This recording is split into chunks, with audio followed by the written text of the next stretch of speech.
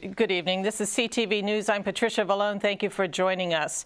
Well, a total of 2 Suitland High School students have been murdered since Monday, leaving a community grieving. Our Makia Turner is standing by police headquarters in Palmer Park with an update on the arrest of 5 suspects involved in Monday's shooting. She will be with us later in the newscast with those details.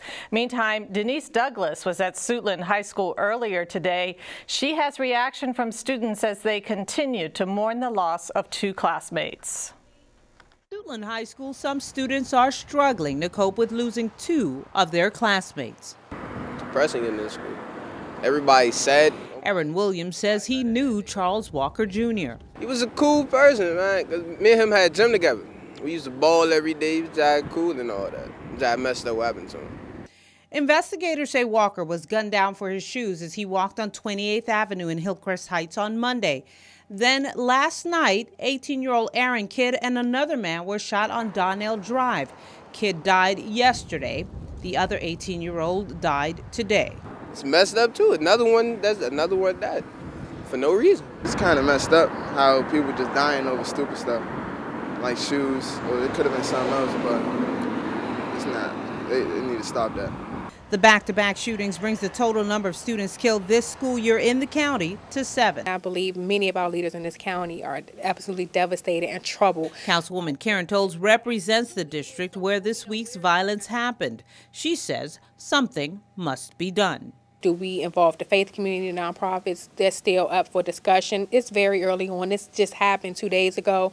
My staff has been over at Suitland High School speaking with the principal, Mr. Newman, and the entire staff there. And so I just think that we are looking to figure out how we take back our youth.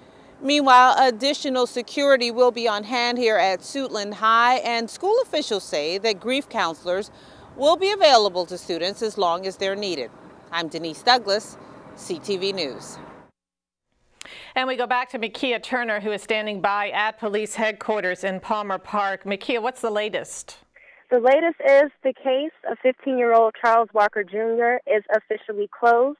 Prince George's Police Chief Mark McGaugh announced that 5 suspects have been arrested, and all of them will be charged with murder. Police received a number of tips through Crime Solvers. 3 of the suspects are currently in custody, and the other 2 are still in the district. As most of you know, Walker was shot dead in the 4000 block of 28th Avenue in Hillcrest Heights on Monday. And then no more than 24 hours later, another double shooting took place in Fordsville, which is now being called a double homicide. 18-year-old Aaron Kidd was the first victim, and police have just confirmed that hours ago, 18-year-old Andre Shuford was the second. Whether or not he was a student at Suitland High School, we do not know just yet. But as soon as I confirm that information, I can definitely get back to you all. That incident happened in the 3700 block of Donnell Drive. Police also said that it was an attempted robbery in the case of Charles Walker Jr.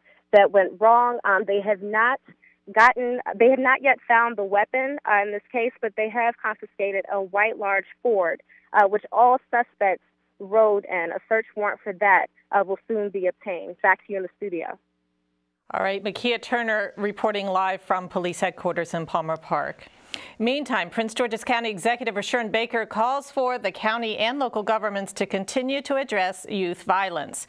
Baker says he is deeply disturbed by the loss of these students and calls the incidents a senseless act of violence. Well, clearly we're very upset in the county with what is going on, especially the 2 students that were killed at Suitland. I know.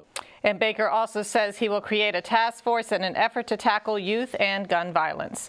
Meantime, District 8 School Board member Edward Burrows says students can't learn if they don't feel safe. The 20-year-old is the youngest member on the Board of Education and a graduate of Crossland High School. Burrows is incredibly upset over the events that have transpired in the last few days and says his family knows one of the victims. This is not the community that I think we have to force our students to grow up in. But ultimately, if we're going to improve, it's really going to have to be a team approach. It's going to have to be, the police, the school system, the churches, the businesses, the nonprofits, everyone working together to solve this issue. A lot of these crimes are happening out in the community, and then, you know, the results of the community issues will trickle down into the schools. So it really has to be a community-centered approach. And Burroughs is currently a student at the University of Maryland, Baltimore County. Well, it was 32 years ago when her husband was critically wounded during an assassination attempt on President Reagan. Since then, James Brady and his wife Sarah have been strong advocates for gun control laws. This morning, I spoke with Ms. Brady as she roamed the halls of the State House.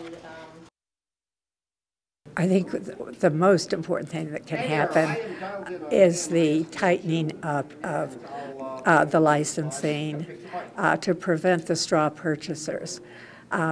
That's how these people are getting guns. They can't get them legally here in Maryland or in Prince George's County.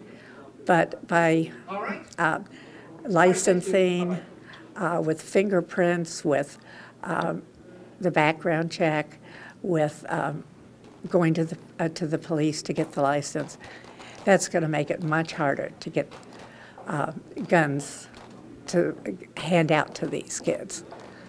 And I think that's really going to help a lot. Given that you have now lived with this issue with your husband for several decades now, we heard a lot about it when it first happened. We hear about when you come and you testify.